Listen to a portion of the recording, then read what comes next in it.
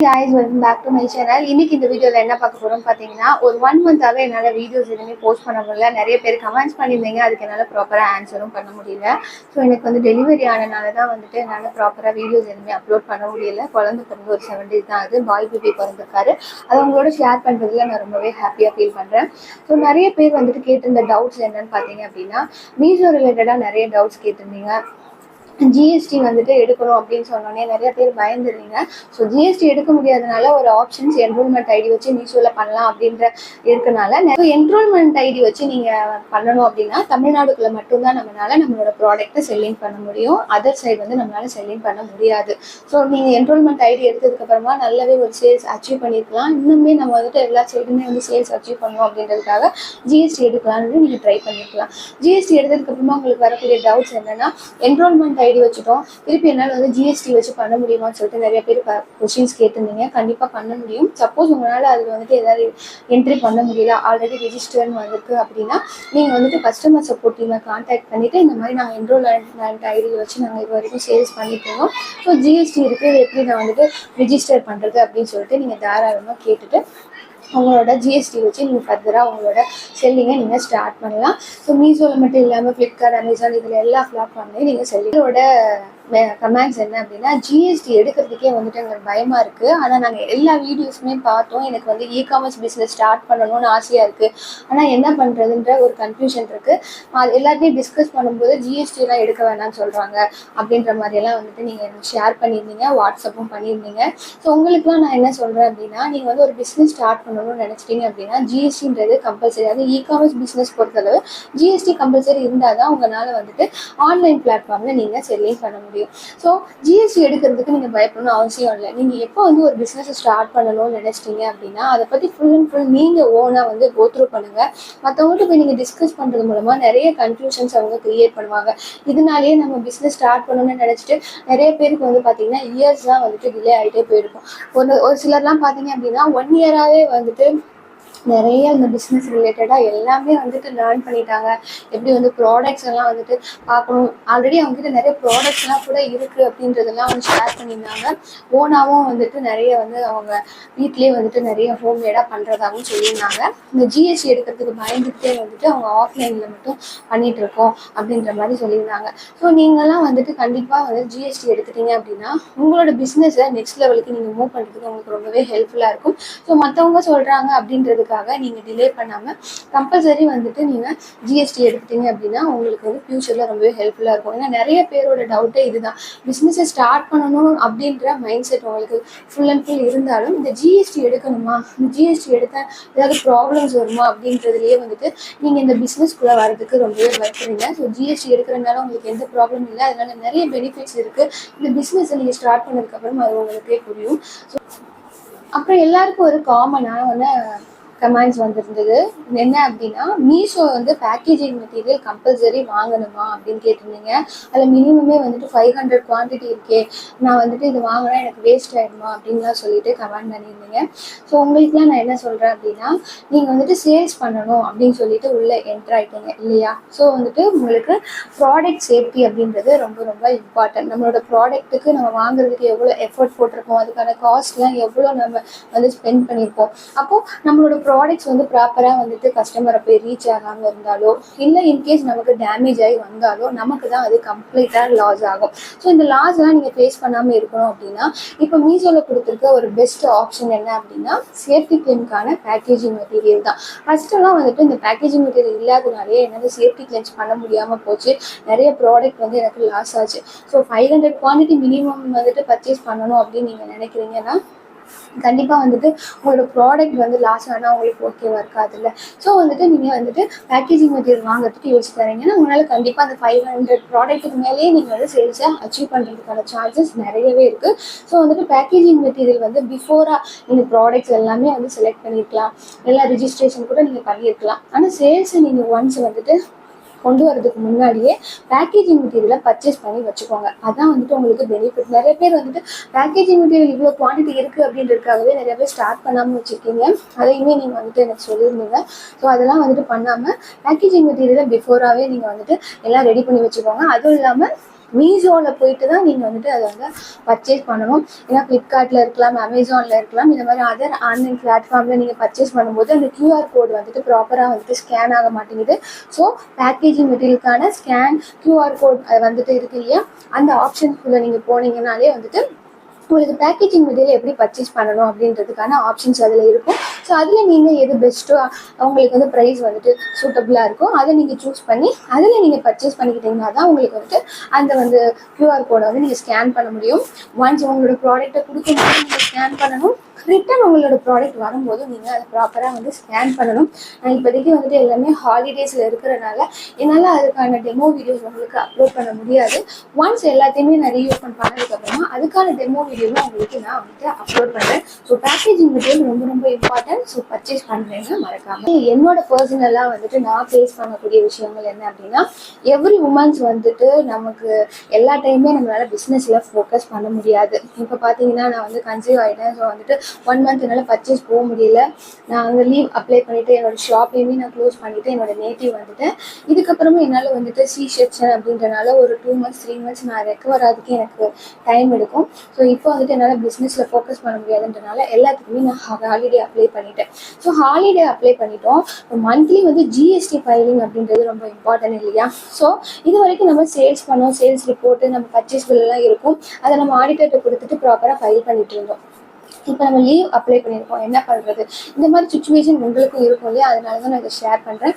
இந்த மாதிரி டைமில் நீங்கள் என்ன பண்ணணும் அப்படின்னா, உங்களோட ஆடிட்டர்கிட்ட நீங்கள் இன்ஃபார்ம் பண்ணுங்கள். இந்த மாதிரி நான் வந்து சேல்ஸ் வந்து ஒரு 6 months or 3 months, அதாவது 6 months பிஃபோர் உள்ளுக்குள்ளே, அதாவது 6 monthக்குள்ளே உங்களால் வந்துட்டு ரெஸ்ட் தேவைப்படுது, எனக்கு ஹாலிடேஸ் போயிருக்கேன், இல்லை வேறு எனி அதர் ரீசன்ஸ் கூட இருக்கலாம். இந்த மாதிரி இருக்கும்போது நீல் அப்படின்னு சொல்லிட்டு ஃபைல் பண்ணுவாங்க. ஸோ ஆடிட்டர்கிட்ட சொல்லிட்டீங்க அப்படின்னா மந்த்லி அவங்க நீல் ஃபைல் பண்ணிப்பாங்க. உங்களுக்கு எந்த ஒரு ப்ராப்ளம்ஸ் இருக்காது. இல்லை எனக்கு வந்து லாங் லீவ் இருக்குது, ஒரு 1 year 2 years வந்துட்டு நான் இந்த பிஸ்னஸ் வந்து ஸ்டாப் பண்ணி வைக்கணும் அப்படின்னா நீங்கள் GSTவே வந்துட்டு க்ளோஸ் பண்ணிவிட்டு திருப்பி நீங்கள் எப்போ ஸ்டார்ட் பண்ணுறீங்களோ ரீஓப்பன் பண்ணிக்கலாம். ஸோ இந்த மாதிரி ஒரு சுச்சுவேஷன் வரும்போது நீங்கள் நீல் ஃபைல் பண்ணிக்கிறது உங்களுக்கு பெட்டர். ஹாலிடேஸ் வந்து நம்ம போகிறோம். இந்த ஹாலிடேஸ் போகிறப்ப எப்படிலாம் நம்ம லீவ் அப்ளை பண்ணலாம் அப்படின்னா, மீஷோவில் பொறுத்தளவு நமக்கு வந்து ஒரு ஃபார்ம் இருக்கும். அதில் எந்த டேட் டு எந்த டேட் வரைக்கும் உங்களுக்கு லீவ் வேணும் அப்படின்னு நீங்கள் நினைக்கிறீங்களோ அந்த டேட்லேருந்து எந்த டேட் வரைக்கும் நீங்கள் கொடுத்துட்டீங்க அப்படின்னா உங்களோட ப்ராடக்ட்ஸ் வந்து அங்கே ஷோ ஆகும், ஆனால் அவுட் ஆஃப் ஸ்டாக் இருக்கும். ஸோ நீங்கள் அந்த மாதிரி அப்ளை பண்ணிக்கலாம். அமேசானை பொறுத்தளவு வெக்கேஷன் மோட் இருக்கும். அந்த வெக்கேஷன் மோடில் போயிட்டு ஆன் அண்ட் ஆஃப் அப்படின்னு இருக்கும். அதை நீங்கள் வந்துட்டு ஆஃப் பண்ணி வச்சிட்டீங்க அப்படின்னா அங்கே உங்களுக்கு உங்களோட ப்ராடக்ட் வந்து அவுட் ஆஃப் ஸ்டாக்ல இருக்கும். மோஸ்ட்லி வந்துட்டு இப்போது இது வந்துட்டு எனக்கு லாங் லீவு, நீங்கள் வந்துட்டு ஒரு 1 day 2 days வெளியில் போகிறீங்க, என்னால் வந்துட்டு ப்ராப்பராக வந்து பேக் பண்ணி அனுப்ப முடியாது கஸ்டமருக்கு அப்படின்னு நீங்கள் நினச்சிங்க அப்படின்னா நீங்கள் 1 day 2 days லீவ் போட்டுக்கலாம். ஆனால் அதையே நீங்கள் அதிகமாக ரிப்பீட் பண்ணுறீங்க அப்படின்னா அந்த டைம் உங்களுக்கு என்ன ஆகும் அப்படின்னா நல்லாவே சேல்ஸ் நீங்கள் அச்சீவ் பண்ணிட்டு இருப்பீங்க. அந்த டைமில் உங்களுக்கு சேல்ஸ் வந்து வராமல் போகிறதுக்கு நிறையவே சான்சஸ் இருக்குது. ஸோ அடிக்கடி லீவ் அப்ளை பண்ணாத மாதிரி பார்த்துக்கோங்க. நெக்ஸ்ட் பார்த்தீங்க அப்படின்னா, நான் லீவ் அப்ளை பண்ணிட்டேன், எனக்கு வந்துட்டு கொஞ்ச நாள் ஆர்டர்ஸே வரல, நான் திருப்பி எப்படி என்னோட ஆர்டரை வந்துட்டு அச்சீவ் பண்ணுறது அப்படின்னு உங்களுக்கு ஒரு டவுட் இருந்துச்சு அப்படின்னா நீங்கள் என்ன பண்ணணும் அப்படின்னா, நீங்கள் ஒன்ஸ் வந்து லீவ் அப்ளை பண்ணியிருப்பீங்க இல்லையா, வந்ததுக்கப்புறம் ஓப்பன் பண்ணுவீங்க. ஓப்பன் பண்ணதுக்கப்புறம் உங்களுக்கு வந்துட்டு ஆர்டர்ஸ் எப்படி வருதுன்றதை ஃபஸ்ட்டு நோட்டீஸ் பண்ணுங்கள். சம்டைம் வந்துட்டு உங்களோட ப்ராடக்ட்ஸ் வந்துட்டு நல்லாவே விசிபிலிட்டிஸ் இருக்குது அப்படிங்கும்போது ஆட்டோமேட்டிக்காகவே வந்துட்டு நீங்கள் ஆன் பண்ண உடனே உங்களுக்கு சேல்ஸ் வரதுக்கு சான்சஸ் இருக்குது. இன்கேஸ் வந்து சேல்ஸ் வரலை அப்படின்னு நீங்கள் ஃபீல் பண்ணீங்க அப்படின்னா நீங்கள் என்ன பண்ணணும் அப்படின்னா அட்வர்டைஸ்மெண்ட் ரன் பண்ணுறது உங்களுக்கு பெட்டர். அட்வர்டைஸ்மெண்ட் வந்துட்டு ஒரு 1 week இந்த மாதிரி கண்டினியூவாக வந்துட்டு நீங்கள் ரன் பண்ணிவிட்டு விசிபிலிட்டிஸ் இருக்கா, ஆர்டர்ஸ் ப்ராசஸ் ஆகுதான்றது அதுலேயுமே நீங்கள் செக் பண்ணுங்கள். எனக்கு 1 week ரன் பண்ணுறோம் போது அதில் காஸ்ட் வந்து போயிட்டுருக்கும். ஸோ வேஸ்ட்டாக பண்ணாமல் அதையும் நீங்கள் ப்ராப்பராக பார்த்துக்கோங்க. ஆட் ரிலேட்டடான வீடியோஸ் ஆல்ரெடி நான் போஸ்ட் பண்ணியிருக்கேன். ஸோ அதில் வந்துட்டு எப்படி ஆட் ரன் பண்ணணும், இந்த மாதிரி கீவேர்ட்ஸ் எல்லாம் யூஸ் பண்ணணுன்றதையும் நான் மென்ஷன் பண்ணியிருக்கேன். ஸோ நான் வந்துட்டு கொஞ்சம் ரெக்கவர் ஆனதுக்கப்புறமா உங்களுக்கு எல்லா வீடியோவையும் செப்பரேட்டாகவும் நான் போஸ்ட் பண்ணுறேன். ஸோ அதுக்கான லிங்க் நான் கொடுக்குறேன், அதை பார்த்துட்டு நீங்கள் ப்ராப்பராக ஆடை ரன் பண்ணுங்கள். பிராண்ட் நேம் வந்துட்டு எப்படி ரிஜிஸ்டர் பண்ணுறது அமேசானில் அப்படின்னு சொல்லி கேட்டிருந்தீங்க. நீங்கள் பிராண்ட் நேம் ரிஜிஸ்டர் பண்ணணும் அப்படின்னா வந்துட்டு ட்ரேட்மார்க் வந்து ரொம்ப ரொம்ப அவசியம். அது வரைக்கும் நீங்கள் ஜென்ரிக்கில் தான் செல்லிங் பண்ண முடியும். ஸோ ட்ரேட்மார்க் எடுத்துட்டிங்க அப்படின்னா உங்களோட பிராண்ட் நேம் வந்து நீங்கள் ரிஜிஸ்டர் பண்ணலாம். அதுக்கப்புறம் வந்துட்டு நீங்கள் செல்லிங் பண்ணுற எல்லா ப்ராடக்ட்லேயுமே வந்துட்டு உங்களோட பிராண்ட் நேம் வந்து காட்டும். நெக்ஸ்ட் வந்துட்டு பேக்கேஜிங் நம்ம பண்ணாமல் அமேசானுக்கு அனுப்பலாமா அப்படின்னு சொல்லிட்டு கேட்டிருந்தீங்க. பேக்கேஜிங் வந்துட்டு நீங்கள் பண்ணுறது வந்துட்டு 2 இது இருக்குது சொல்லியிருந்தோம். எம்எஃப்ல வந்து பண்ணுறது, இன்னொன்று வந்துட்டு எஃப்இஎல்ல பண்ணுறது. எம்எஃப்ல பண்ணுறீங்க அப்படின்னா நீங்கள் ஓனாக உங்களோட ப்ராடக்ட் எல்லாத்தையுமே பேக் பண்ணணும், அமேசானில் வந்து பிக் பண்ணிப்பாங்க.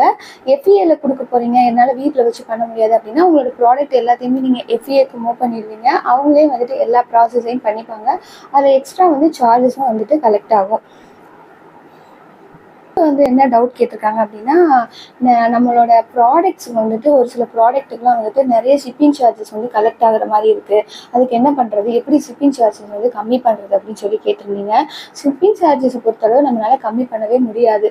நீங்கள் வந்துட்டு நார்மலாக பார்த்தீங்க அப்படின்னா நிறைய பேருக்கு பேக்கேஜிங்கில் ஒரு விஷயம் தெரிஞ்சிருக்க வாய்ப்பு இல்லைன்னு நினைக்கிறேன். நிறைய பேருக்கு தெரிஞ்சிருக்கலாம், சில பேருக்கு தெரிஞ்சிருக்க வாய்ப்பு இல்லை.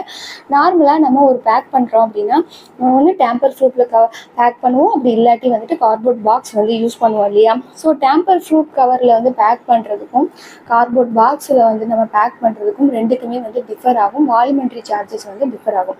அதாவது நீங்கள் இப்போ வந்துட்டு ப்ராடக்ட் வந்து சின்னதாக இருக்கலாம், ஆனால் கார்ட்போர்ட் சைஸ் பாக்ஸில் தான் வச்சுட்டு என்னால் அதை வந்து ப்ராப்பராக அனுப்ப முடியுன்றதுக்காக நீங்கள் சைஸ் யூஸ் பண்ணுறீங்க அப்படின்னா வால்யூமெட்ரி சார்ஜஸ் வந்து டிஃபர் ஆகும். இதுவே நீங்கள் பேக்கில் பண்ணும்போது அதுக்கான சார்ஜஸ் வந்து கம்மியாகும். மோஸ்ட்லி வந்துட்டு நீங்கள் வந்துட்டு கவரில் வந்து பேக் பண்ணுற மாதிரி பார்த்துக்கோங்க. இல்லை என்னால் அதில் தான் பண்ண முடியும் அப்படிங்கும்போது உங்களுக்கு சார்ஜஸ் வந்து டிஃபரன்ஸ் வந்து இருக்க தான் செய்யும். இன்னொன்று அப்படின்னா வெயிட் நீங்கள் வந்து அதிகமாக யூஸ் பண்ண டெலிவரிக்கு வந்துட்டு உங்களுக்கு அப் அண்ட் டவுன் சார்ஜஸ், அதுக்கப்புறம் வந்துட்டு வெயிட்டுக்கான சார்ஜஸ்ன்னு சொல்லி ரொம்பவே வந்து அதிகமாக தான் இருக்கும். 200க்கு மேலே கூட வந்துட்டு ஷிப்பிங் சார்ஜஸ் வந்து கலெக்ட் பண்ணுறதுக்கு நிறையவே சான்சஸ் இருக்குது. அதனால தான் உங்களுக்கு வந்துட்டு ப்ராடக்ட்டுக்கு வந்து டிஃபர் ஆகுது, நிறையா வந்து சார்ஜஸ் கலெக்ட் பண்ணுறாங்க. ஸோ மோஸ்ட்லி நீங்கள் ப்ராடக்ட் சூஸ் பண்ணுறீங்க அப்படின்னா அதிகமான வெயிட் உள்ள ப்ராடக்ட்டை சூஸ் பண்ணாமல் கம்மியான வெயிட் உள்ள ப்ராடக்ட்டை சூஸ் பண்ணீங்க அப்படின்னா உங்களுக்கு வந்துட்டு ரொம்பவே பெனிஃபிட்டாக இருக்கும். ஏன்னா இப்போ வந்துட்டு உங்களுக்கு வந்து வெயிட் கம்மியாக இருக்குது அப்படிங்கும்போது ஷிப்பிங் காஸ்ட்டே வந்துட்டு கொஞ்சம் ரெடியூஸ் பண்ணியிருக்காங்க அப்படின்றதுனால உங்களுக்கு நிறைய பெனிஃபிட்ஸ் இருக்குது. அதனால் அதிகமான வெயிட் உள்ள ப்ராடக்ட்ஸை மோஸ்ட்லி நீங்கள் அவாய்ட் பண்ணிவிடுங்க. நெக்ஸ்ட் வந்துட்டு QC எரர் வருது, என்ன பண்ணுறது, இதுக்கு ரிப்ளை பண்ணுங்க அப்படின்னு சொல்லி கேட்டிருந்தீங்க. QC எரர் அப்படின்றது வந்துட்டு நீங்கள் மீஷோவில் வந்துட்டு வந்து ஒரு ப்ராடக்ட் லிஸ்டிங் பண்ணுறீங்க அப்படின்னா எதனால் QC எரர் காட்டும் அப்படின்னு சொல்லிட்டு ஆல்ரெடி நான் லிஸ்டிங் வீடியோவில் உங்களுக்கு மென்ஷன் பண்ணியிருப்பேன். நீங்கள் வந்து ஒரு ப்ராடக்ட்டை வந்து லிஸ்டிங் பண்ணும்போது டைட்டில் அண்ட் டிஸ்கிரிப்ஷனில் சில வேர்ட்ஸ்லாம் வந்துட்டு வந்து யூஸ் பண்ணக்கூடாது. இன்கேஸ் நீங்கள் யூஸ் பண்ணியிருந்தா கூட ஒன்ஸ் நீங்கள் சப்மிட் பண்ணும்போதே உங்களுக்கு எரர் காட்டும். இந்த மாதிரி வந்துட்டு இந்த ப்ராடக்ட்ஸ் எல்லாம் வந்துட்டு இந்த டைட்டில் அண்ட் டிஸ்கிரிப்ஷனில் வந்து நீங்கள் பர்டிகுலர் வேர்ட்ஸ் யூஸ் பண்ணியிருக்கீங்க, அதை நீங்கள் ரிமூவ் பண்ணிட்டீங்க அப்படின்னா உங்களுக்கு வந்துட்டு இது சப்மிட் பண்ணிடலாம். அப்படி இல்லை அப்படின்னா உங்களுக்கு வந்துட்டு நீங்கள் சப்மிட் பண்ணாலுமே வந்துட்டு உங்களுக்கு QC எரர்னு வரும் அப்படின்னு சொல்லிட்டு ஆல்ரெடி மென்ஷன் பண்ணியிருப்பாங்க. அதை நீங்கள் ப்ராப்பராக நோட்டீஸ் பண்ணாமல் சப்மிட் பண்ணுறதுனால இந்த QC ப்ராப்ளம்ஸ் வரும். அப்படி வந்துருச்சு அப்படின்னா சம்டைம் வந்துட்டு அது வந்துட்டு பிளாக் பண்ணி வைக்கிறதுக்கு கூட சான்சஸ் இருக்குது. இன்கேஸ் பிளாக் பண்ணிட்டாங்க அப்படின்னா நீங்கள் வந்து ரீலிஸ்டிங் பண்ணுற மாதிரி தான் இருக்கும், அது எதுவுமே பண்ண முடியாது. பிளாக் பண்ணிட்டாங்க, அதை எனக்கு வந்து ரீஓப்பன் பண்ணுங்கன்னு சொல்லிட்டு ஒருத்தர் கமெண்ட் பண்ணியிருந்தீங்க. ஸோ ரீஓப்பன் பண்ணுறது வந்துட்டு நீங்கள் ரெக்வஸ்ட் பண்ணணும். இன்கேஸ் வந்துட்டு அந்த ப்ராடக்ட்டில் வந்துட்டு நீங்கள் மல்டிபிள் இமேஜஸ் வந்து நீங்கள் டிஃப்ரெண்ட்டாக வந்து யூஸ் பண்ணியிருக்கலாம். அதாவது சிலது வந்து ரூல்ஸ் அண்ட் ரெகுலேஷன் வச்சுருப்பாங்க. ஒயிட் பேக்ரவுண்ட் இருக்கணும். மீஷோ பொறுத்தளவு ஃபர்ஸ்ட் இமேஜ் வந்துட்டு ஒயிட் பேக்ரவுண்டில், ரிமைனிங் எப்படி இருந்தாலும் ப்ராப்ளம் இல்லை. இருந்தாலும் சம்டைம் வந்துட்டு ஏதோ ஒரு இடத்துல இருந்து நம்ம ப்ராடக்ட் வந்து காப்பி அண்ட் பேஸ்ட் பண்ணியிருப்போம். மோஸ்ட்லி சொல்கிறது இதுதான், நிறைய பேர் பண்ணக்கூடிய மிஸ்டேக் இன்னுமே பண்ணிட்டு இருக்கீங்க. அதர் செல்லரோட இமேஜஸை அப்படியே காப்பி பண்ணி பேஸ்ட் பண்ணுறது. அந்த மாதிரி பேஸ்ட் பண்ணுறதுனால உங்களுக்கு என்ன ஆகும் அப்படின்னா உங்களுக்கு வந்துட்டு மீஷோ வந்துட்டு ஒரு பர்டிகுலர் டேட் வரைக்குமே அதை அனலைஸ் பண்ணுவாங்க. இன்கேஸ் நீங்கள் மிஸ்யூஸ் பண்ணியிருக்கீங்க அப்படிங்கும்போது உங்களோட லிஸ்டிங்கை அதனால தான் வந்து பிளாக் பண்ணிடுவாங்க. இன்கேஸ் பிளாக் பண்ணிட்டா கூட நெக்ஸ்ட் டைம் நீங்கள் ரீஅப்லோட் பண்ணணும், எனக்கு அந்த ப்ராடக்ட்ஸ் வந்துட்டு நான் செல்லிங் பண்ணணும்னு நினச்சிங்க அப்படின்னா உங்களோட இமேஜை ஓனாக ஃபோட்டோ ஷூட் பண்ணிவிட்டு என்ன மாதிரி வந்துட்டு அவங்க வந்து ரூல்ஸ் அண்ட் ரெகுலேஷன் சொல்லியிருக்காங்களோ அதை ப்ராப்பராக ஃபாலோ பண்ணி நீங்கள் அப்லோட் பண்ணீங்க அப்படின்னா அகெயின் வந்து அந்த ப்ராடக்ட் வந்து ஆக்டிவ் பண்ணுவாங்க. அதாவது பிளாக் பண்ணதை ஆக்டிவ் பண்ண மாட்டாங்க. நீங்கள் புதுசாக லிஸ்டிங் பண்ணுறீங்க இல்லையா, அது வந்து ஆக்டிவ்க்கு வரதுக்கு சான்சஸ் இருக்குது. ஸோ அதனால தான் உங்களுக்கு வந்து பிளாக் ஆகிருக்கும். அப்படி இல்லாட்டி டைட்டில் அண்ட் டிஸ்கிரிப்ஷனில் வந்துட்டு நீங்கள் வந்துட்டு ஏதாவது தப்பு பண்ணியிருப்பீங்க, காப்பி பேஸ்ட் பண்ணுறீங்க அப்படிங்கும்போது ஏதாவது பர்டிகுலர் வேர்ட்ஸை வந்துட்டு நீங்கள் மிஸ்யூஸ் பண்ணி இருக்கிறதுக்கு சான்சஸ் இருக்குது. பிளாக் பண்ணியிருக்காங்க அப்படின்னா இமீடியட்டாக அதை நோட் பண்ணுங்கள். எதுக்கு எதுக்காக பிளாக் பண்ணியிருக்காங்க அப்படின்னு சொல்லுவாங்க. சம்டைம் வந்துட்டு ரீசனே இல்லை, எல்லாமே கரெக்டாக தான் அப்படி இருக்குது, ஆனால் வந்துட்டு பிளாக் பண்ணியிருக்காங்க அப்படின்னு நீங்கள் நினச்சிங்க அப்படின்னா கம்ப்ளைண்ட் ரைஸ் பண்ணலாம். இந்த மாதிரி உங்களோட ப்ராடக்ட் ஐடி எல்லாத்தையும் டீட்டெயிலாக நீங்கள் ஃபில் பண்ணிவிட்டு எனக்கு வந்துட்டு இந்த ப்ராடக்ட் வந்துட்டு திருப்பி ரீஆக்டிவேட் பண்ணுங்க அப்படின்னு சொல்லிட்டு நீங்கள் ரீஆக்டிவேட் பண்ணிக்கலாம். அப்படி இல்லாட்டி மோஸ்ட்லி நீங்கள் வந்துட்டு லிஸ்டிங்கவே வந்து நியூவாக க்ரியேட் பண்ணுறது உங்களுக்கு பெட்டர். நெக்ஸ்ட்டு வந்து எல்லோரும் கேட்டிருந்த டவுட் என்ன அப்படின்னா வந்துட்டு அமேசானில் நாங்கள் லிஸ்டிங் பண்ணிட்டோம், லிஸ்டிங் பண்ணதுக்கப்புறம் பார்த்தீங்க அப்படின்னா எங்களுக்கு வந்துட்டு ப்ரைஸ் வந்து அங்கே ஷோ ஆகலை, பை ஆப்ஷன் வந்துட்டு காட்டலை அப்படின்னு சொல்லியிருந்தீங்க. நிறைய பேர் என்ன பண்ணுவோம் அப்படின்னா லிஸ்டிங் பண்ணும்போது எம்ஆர்பி அப்படின்னு சொல்லி ஒரு ஆப்ஷன் இருக்கும், அது வந்துட்டு நோட்டீஸ் பண்ணாமல் விட்டுருவோம். அந்த நேரத்தில் நீங்கள் வந்துட்டு இப்போது ஒரு 100 rupees வந்துட்டு ஒரு ப்ராடக்ட்ஸ் போடுறீங்க அப்படின்னா ஒரு 150 180 இந்த மாதிரி நீங்கள் லிஸ்டிங் பண்ணிடுவீங்க. ஸோ எப்பயுமே எம்ஆர்பி வந்து ஜாஸ்தி இருக்கிற மாதிரி பார்த்துக்கணும். இன்னொன்று என்ன அப்படின்னா நமக்கு நிறைய காம்படிட்டர் வந்து அமேசானில் இருக்காங்க. அமேசானில் பொதுவாக எல்லா பிளாட்ஃபார்ம்லேயும் நமக்கு காம்படிட்டர் ஜாஸ்தி இருக்காங்க. நீங்கள் ஒரு ப்ராடக்ட்டை செல்லிங் பண்ண போகிறீங்க அப்படின்னா காம்படிட்டர் எவ்வளோக்கு வந்து செல்லிங் பண்ணுறாங்க அப்படின்றத நீங்கள் கம்பல்சரி பார்க்கணும். நிறைய பேர் அதை நம்ம நோட் பண்ண மாட்டோம், ஜாஸ்தி ப்ரைஸ் வச்சுருவோம். இப்போ வந்து ஒரு 100 rupees ஒரு ப்ராடக்ட்டை அதர் செல்லர் செல்லிங் பண்ணிட்டு இருக்காங்க. நீங்கள் வந்து அதே ப்ராடக்ட்டை மோஸ்ட்லி வந்துட்டு நம்ம டைரக்ட் மேனுஃபேக்சர் வாங்க முடியலைங்கும் போது ஹோல்சேலில் வாங்குவோம். அப்போ ரேட் வந்து நமக்கு வந்துட்டு ஜாஸ்தி கிடைக்குது. நம்ம ஒரு 10 ரூபா 20 ரூபா ஜாஸ்தி வச்சாதான் நமக்கு வந்து ப்ராஃபிட் இருக்கும் அப்படின்றதுக்காக நீங்கள் வைப்பீங்க. ஆனால் அதையே நம்ம ஜாஸ்தி வைக்கக்கூடாது. மோஸ்ட்லி வந்துட்டு ஜாஸ்தி வைக்கிற மாதிரி சுச்சுவேஷன் உங்களுக்கு இருக்குது அப்படிங்கும்போது அந்த ப்ராடக்ட்டை நீங்கள் வந்துட்டு பர்ச்சேஸ் பண்ணுறதே வந்துட்டு வேஸ்ட்டு தான். ஏன்னா அது வந்துட்டு நமக்கு ஆல்ரெடி கம்மியான இதில் வந்துட்டு ஒரு செல்லர் வந்து அங்கே செல்லிங் பண்ணிட்டு இருக்காருங்கும்போது அவருக்கு தான் வந்து அந்த ஆர்டர்ஸ் வந்து அதிகமாக ப்ராசஸ் ஆகிறதுக்கு சான்சஸ் இருக்குது இல்லையா.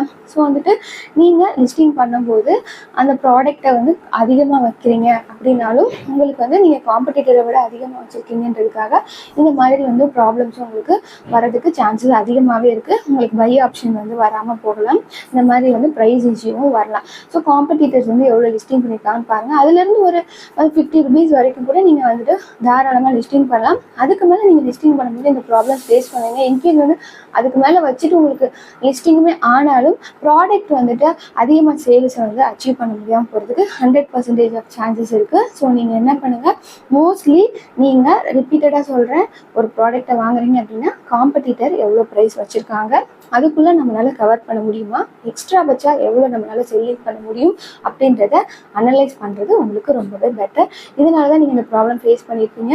எம்ஆர்பியில் கொஞ்சம் கவனம் வச்சுக்கோங்க. நீங்கள் லிஸ்டிங் பண்ணுறீங்கன்னா எம்ஆர்பியில் எப்பவுமே வந்துட்டு ஜாஸ்தி வந்து இருக்கிற மாதிரி பார்த்துக்கோங்க.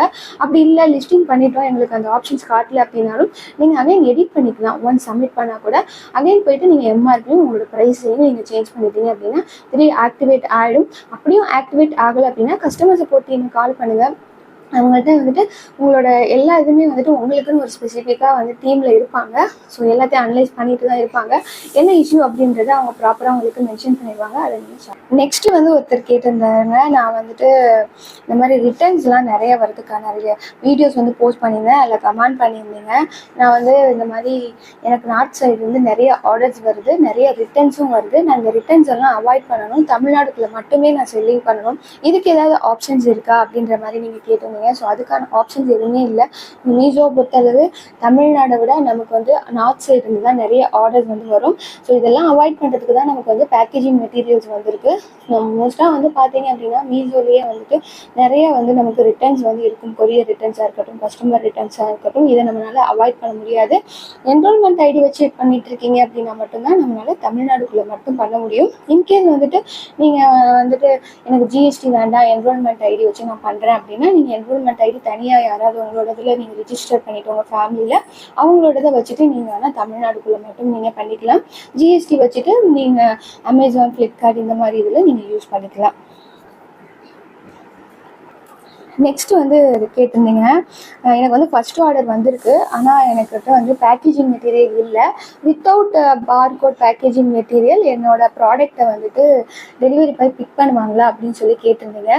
கண்டிப்பாக பிக்கப் பண்ணுவாங்க. ஏன்னா உங்களுக்கு வந்து ஆர்டர் அங்கே ரிசீவ் ஆனோடனே டெலிவரி பார்ட்னருக்கு அங்கே அலர்ட் போயிடும். என்ன ஒரு ப்ராப்ளம் ஃபேஸ் பண்ணுவீங்க அப்படின்னா, உங்களோட ப்ராடக்ட் கஸ்டமர் போய் ரீச் ஆகிடுச்சு அப்படின்னா பேமெண்ட் உங்களுக்கு ப்ராப்பராக வந்துடும். சப்போஸ் அது நான் சொன்ன மாதிரி மிஸ் ஆனாலும் டேமேஜ் ஆகி வந்தாலும் உங்களால் சேஃப்டி கிளைம் பண்ண முடியாது. ரிட்டர்ன் வரும்போதும் உங்களுக்கு வந்துட்டு ப்ராடக்ட்ஸ் வந்துட்டு ஏதாவது ஒரு டேமேஜ் ஆகி வந்திருக்கு அப்படின்னு சொல்லிட்டு நீங்கள் என்ன தான் வந்துட்டு கம்ப்ளைண்ட் ரைஸ் பண்ணலாம் அப்படின்னு சொல்லிட்டு நீங்கள் உள்ளே போனாலும் உங்களால் கம்ப்ளைண்ட் ரைஸ் பண்ணுறதுக்கான அந்த ஆப்ஷனே இருக்காது. ஏன்னா நீங்கள் அந்த packaging material without barcode use பண்ணியிருக்கீங்க இல்லையா, அங்கே வந்துட்டு நீங்கள் ரிட்டர்ன் ஃபைல் பண்ணும்போதே வந்துட்டு உங்களுக்கு வந்துட்டு அந்த பார்கோட் பேக்கேஜிங்கில் இருக்க நம்பர் தான் மெயினாக உங்களுக்கு கேட்பாங்க. ஸோ சேஃப்டி கிளைம் பண்ண முடியாமல் போயிடும். ஆனால் பிக்கப் வந்து எடுத்துப்பாங்க. ஸோ மோஸ்ட்லி வந்துட்டு பேக்கேஜிங் மெட்டீரியல் கையில் இருக்க மாதிரி பார்த்துக்கோங்க. அது ஜாஸ்தி ரேட்டுன்னு சொல்லிட்டு யோசிக்காமல் பேக்கேஜிங் மெட்டீரியல் கையில் வச்சுக்கிட்டீங்க அப்படின்னா உங்களுக்கு ரொம்ப. ஜிஎஸ்டி எடுக்கிறதுக்கு கம்பல்சரி வந்துட்டு ஆடிட்டர் கிட்ட தான் பண்ணணுமா இல்லை ஓனா பண்ணலாமா, அப்படி ஆடிட்டர் கிட்ட பண்ணால் பே பண்ணணுமா அப்படின்னு சொல்லிட்டு நீங்கள் கேட்டிருந்தீங்க. கண்டிப்பாக, ஏன்னா நம்ம ஆடிட்டர் வந்து நமக்கு ஒர்க் பண்ணி கொடுக்குறதுனால அவங்க வந்து சார்ஜஸ் வந்து அப்ளை பண்ணுவாங்க.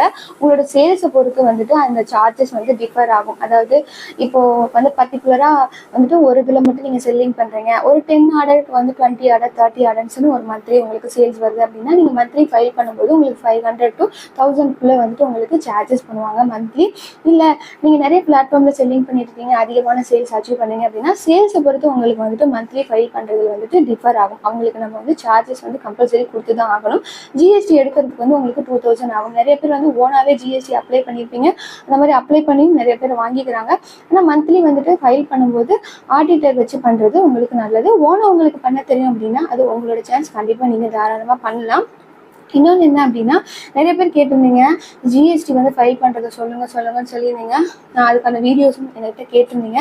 ஜிஎஸ்டியை பற்றி ஆல்ரெடி நான் எக்ஸ்பிளைன் பண்ணியிருப்பேன். ஆனால் ஜிஎஸ்டி வீடியோ வந்து எப்படி வந்துட்டு பண்ணணும் மந்த்லி அப்படின்றத நான் சொல்லியிருக்க மாட்டேன். ஏன்னா நான் வந்து ஜிஎஸ்டி மந்த்லி நான் பண்ணுறதில்ல, ஆடிட்டர் வச்சு தான் பண்ணிகிட்டு இருக்கேன். ஸோ மந்த்லி நானும் அவங்களுக்கு ஃபீ வந்து பே பண்ணிட்டு தான் இருக்கேன். ஸோ வந்துட்டு நீங்கள் கண்டிப்பாக வந்துட்டு ஜிஎஸ்டி எடுக்கணும் அப்படின்னா ஆடிட்டர் வச்சு தான் எடுக்கணும் அப்படின்ற எந்த அவசியம் இல்லை. நீங்கள் ஓனா போர்ட்டலில் போய் பண்ணுறதுனாலும் நீங்கள் அப்ளை பண்ணிக்கலாம். ஆனால் மந்த்லி ஃபைல் பண்ணும்போது நீங்கள் ஓனா வந்து பண்ணுறீங்க அப்படின்னா அதை ப்ராப்பராக பண்ணிடுங்க. தென் உங்களோட பர்ச்சேஸ் பில்லை சப்மிட் பண்ணுறது, அப்புறம் சேல்ஸ் ரிப்போர்ட் சப்மிட் பண்ணுறது அப்படின்னு சொல்லிட்டு எல்லாத்தையும் ப்ராப்பராக பண்ணிடுவீங்க அப்படின்னா நீங்கள் ஓனாக பண்ணலாம். இல்லை சம்டைம் வந்துட்டு நீங்கள் மறந்துட்டீங்க அப்படின்னா உங்களுக்கு தான் பெனால்ட்டி விழுகும். ஸோ வந்துட்டு ப்ராப்பராக மந்த்லி வந்து பர்டிகுலர் டேட்குள்ளே எல்லாத்தையும் என்னால் வந்துட்டு கரெக்டாக ஃபைல் பண்ண முடியாது அப்படின்ற ஒரு சுச்சுவேஷனில் இருக்கீங்க. ஏன்னா உங்களுக்கு நிறைய ஒர்க் இருக்குது. இல்லை இதுலேயே இந்த ஃபீல்ட்லேயே எனக்கு இதுதான் வேலை அப்படிங்கும்போது நீங்கள் ஃபோக்கஸ்டாக பண்ணிடுவீங்க. இல்லை எனி அதர் ஒர்க்கில் இருந்துட்டு நீங்கள் இதை பண்ணுறீங்க அப்படின்னா மிஸ் பண்ணுறதுக்கு சான்சஸ் இருக்குது இல்லையா. ஸோ வந்துட்டு ஆடிட்டர் வச்சு பண்ணுறீங்கன்னா அப்புறம் பெட்ரு. அவங்க வந்து கண்டிப்பாக சார்ஜ் வந்து உங்களுக்கு அப்ளை பண்ணி தான் ஆவாங்க. அப்புறம் மேஜராக வந்துட்டு இது நானே வந்து ஃபேஸ் பண்ணியிருக்கேன், நீங்களும் இதை ஃபேஸ் பண்ணியிருப்பீங்கன்னு நினைக்கிறேன். ஒரு சில பேரோட டவுட்ஸ் இது. மீஷோவில் பார்த்தீங்க அப்படின்னா அவங்க வந்துட்டு லிஸ்டிங் பண்ணிட்டாங்க. லிஸ்டிங் பண்ணது வந்துட்டு ஒரு 250 ருபீஸ்க்கு வந்து லிஸ்டிங் பண்ணிட்டாங்க. ஆனால் வந்துட்டு அவங்களுக்கு பேமெண்ட் வந்து மைனஸில் வந்திருக்கு. அது என்ன அப்படின்னா ப்ரைஸிங்கில் வந்துட்டு ஆல்ரெடி நான் மென்ஷன் பண்ணியிருப்பேன் எதனால் வந்துட்டு இந்த மாதிரி இஷ்யூஸ் வருது, அதாவது ராங் டிஃபெக்டிவில் நீங்கள் ஏதாவது பண்ணியிருப்பீங்க அப்படின்னு சொல்லியிருப்பேன். ஆனால் ராங் டிஃபெக்டிவ் ஐட்டம்ஸும் ப்ராப்பராக போட்டு ப்ரைஸ் டீட்டெயிலும் கரெக்டாக போட்டுமே எனக்கு வந்துட்டு அமௌண்ட் கம்மியாக வந்துச்சு அப்படின்னா நீங்கள் என்ன பண்ணியிருப்பீங்க அப்படின்னா, நிறைய பேருக்கு பார்த்தீங்க அப்படின்னா மீஷோவில் எல்லாருமே எதுக்காக பர்ச்சேஸ் பண்ண வராங்க அப்படின்னா கம்மியான அமௌண்ட்டில் இருக்கிறனால தான் வந்துட்டு பீப்புள்ஸ் அதிகமாக மீஷோவை யூஸ் பண்ணுறாங்க இல்லையா. ஸோ நீங்கள் செல்லிங் பண்ணக்கூடிய ப்ராடக்ட் ஆல்ரெடி ஒரு கஸ்டமர் அங்கே செல்லிங் பண்ணிட்டு இருக்கலாம். அப்படி செல்லிங் பண்ணிட்டு இருக்கும்போது அவர் கம்மியான பட்ஜெட்டில் செல்லிங் பண்ணிட்டு இருக்காரு. நீங்கள் அதை கொஞ்சம் கூடுதலாக நீங்கள் விற்கும் போது என்ன ஆகும் அப்படின்னா மீஷோ சைடு வந்து ஒரு ரெக்கமெண்டட் அப்படின்னு சொல்லி காட்டும். இந்த ப்ராடக்ட்டுக்கு நீங்கள் எவ்வளோ ரெக்கமெண்ட் பண்ணுறோம், இந்த ரெக்கமெண்ட் அமௌண்ட் உங்களுக்கு ஓகேவா அப்படின்னு சொல்லி கேட்டிருக்கோம். நம்ம என்ன பண்ணுவோம் அப்படின்னா அது காட்டும் போது ஒரு 10 ருபீஸ் 20 ருபீஸ் டிஃப்ரெண்ட்டில் காட்டும். பேமெண்ட் எவ்வளோ வருது அப்படின்றத வந்து நம்ம நோட்டீஸ் பண்ணாமல் என்ன பண்ணுவோம்னா எல்லாத்துக்கும் அக்செப்ட் கொடுத்துருவோம். அந்த மாதிரி அக்செப்ட் கொடுக்குறனால என்ன ஆகும் அப்படின்னா நீங்கள் 200 ருபீஸ்க்கோ இல்லை ஒரு 500 ருபீஸ்க்கோ வந்துட்டு நீங்கள் லிஸ்டிங் பண்ணுறீங்க அப்படின்னா அப்படி லிஸ்டிங் பண்ணதுக்கப்புறம் நீங்கள் ரெக்கமெண்டடில் சேஞ்ச் பண்ணியிருக்கீங்க இல்லையா, ஆட்டோமேட்டிக்காக அந்த ரெக்கமெண்டேஷனை நீங்கள் ஓகே பண்ண உடனேயே மீஷோ ஆட்டோமேட்டிக்காக அதை வந்துட்டு அந்த அமௌண்ட்டெல்லாம் ரெடியூஸ் பண்ணி பீப்புளுக்கு வந்து கம்மியான அமௌண்ட்டில் வந்து ஷோ பண்ணுவாங்க. அப்படி ரெக்கமெண்டேஷனை நீங்கள் கிளிக் பண்ணுறதுனால தான் உங்களுக்கு உங்களோட பேமெண்ட் வந்து கம்மியாக வருது. சம்டைம் வந்துட்டு பேமெண்ட்டே வராமல் போகிறதுக்கான சான்சஸும் இருக்குது. இந்த மோஸ்ட்லி வந்துட்டு ரெக்கமெண்டேஷன் வந்துட்டு நீங்கள் லிஸ்டிங் பண்ணும்போதே சம்டைம் வரும். இல்லாட்டி நீங்கள் உள்ளே ஏதாவது வந்துட்டு ஆப் யூஸ் பண்ணுறீங்க அப்படின்னா இப்போ வந்துட்டு மெகா சேல்ஸ் போயிட்டுருக்கு, நீங்கள் வந்து ரெடியூஸ் பண்ணுறீங்களான்னு கேட்கும். அதுக்கான ஆப்ஷன்ஸ் வந்து நம்மளே வந்து செட் பண்ணுற மாதிரி இருக்கும். சிலருக்கு வந்து ரெக்கமெண்டேஷனில் வரும்போது சரி நம்ம கம்மி பண்ணிடலாம்னு சொல்லிட்டு கம்மி பண்ணுவீங்க. இப்போ நீங்கள் கம்மி பண்ணும்போது என்ன ஆகும் அப்படின்னா நார்மல் ப்ரைஸ் டீட்டெயிலை தான் நீங்கள் ரெடியூஸ் பண்ணியிருப்பீங்க இல்லையா. ராங் டிஃபெக்டிவா நீங்க நோட் பண்ணிருக்க மாட்டீங்க. இதையே நீங்க ஆல்ரெடி ரெக்கமெண்டேஷன்ல வந்து நீங்க ரெடியூஸ் பண்றீங்க அப்படிங்கும்போது ராங் டிஃபெக்டிவ் ஐட்டமும் வந்து கம்ப்ளீட்டா ரெடியூஸ் ஆகும். ஏன்னா அவங்க வந்து 2-3 ஆப்ஷன்ஸ் கொடுத்துருக்காங்க. அப்புறம் ஆன்லைன் பேமெண்ட்னா இன்னும் கொஞ்சம் ரெடியூஸ் ஆகும். அப்போ உங்களுக்கு பேமெண்ட் வரதுக்கு சான்சஸ் இருக்காது. மோஸ்ட்லி ரெக்கமெண்டேஷன் வருது அப்படின்னா கம்பல்சரி வந்துட்டு எவ்வளோ ப்ரைஸ் டீட்டெயில்ஸ் கொடுத்துருக்காங்க, அதனால நமக்கு பெனிஃபிட்ஸ் இருக்கா, ப்ராஃபிட்டபிளாக இருக்குமா அப்படின்றத நீங்கள் பாருங்கள். அப்படி இல்லை அப்படின்னா ஜஸ்ட் அதை ஸ்கிப் பண்ணிவிடுங்க. ஏன்னா மோஸ்ட்லி நீங்கள் வந்துட்டு அதில் வந்துட்டு 0 கமிஷன்றனால நீங்கள் கம்மியாக தான் செல்லிங் பண்ணுவீங்க. அதுக்கும் நீங்கள் ரெடியூஸ் பண்ணீங்க அப்படின்னா உங்களுக்கு வந்து ப்ராஃபிட்டபிளாக இருக்காது. ஏன்னா ரிட்டர்ன்ஸ் எல்லாம் இருக்குது, அது எல்லாமே நோட் பண்ணணும். மோஸ்ட்லி வந்துட்டு நம்ம லிஸ்டிங் பண்ணும்போதாக இருக்கட்டும், இல்லை ஒரு ஆஃபர் கொடுக்கும்போதாக இருக்கட்டும், நம்ம ரிட்டர்ன்ஸையும் இதையும் நம்ம வந்துட்டு பார்க்க மாட்டோம்.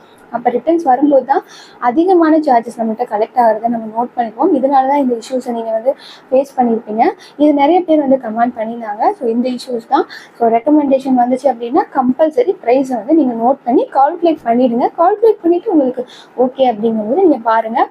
இன்னொன்று, நீங்கள் லிஸ்டிங் பண்ணிவிட்டு நல்ல ஆக்டிவ் செல்லிங் வருது அப்படின்னா ப்ராடக்டோட ஐடியை போட்டு உங்களுக்கு வந்துட்டு மீஷோவில் எவ்வளோ வந்து உங்களோட ப்ராடக்ட்டுக்கான அமௌண்ட் அங்கே ஷோ ஆகிட்டுருக்கு எல்லாத்தையும் கால்குலேட் பண்ணிவிட்டு அதுக்கப்புறமா நீங்கள் என்ன பண்ணணும் அப்படின்றத பார்த்துக்கோங்க. பார்த்தீங்க அப்படின்னா அமேசானில் ஷிப்பிங் காஸ்ட் வந்து 80 ருபீஸ்ன்னு இருக்குது. ப்ளஸ் வந்துட்டு 94 ருபீஸ்ன்னு சொல்லிட்டு காட்டுது. அதாவது ஷிப்பிங் காஸ்ட்டில் வந்துட்டு நீங்கள் 80 ருபீஸ் வந்துட்டு கொடுத்துருப்பீங்க இல்லையா, அதாவது எந்தெந்த ஏரியாவுக்கு எவ்வளோ வந்து ஷிப்பிங் கொடுக்கணும் அப்படின்னு சொல்லி கொடுத்துருப்பீங்க.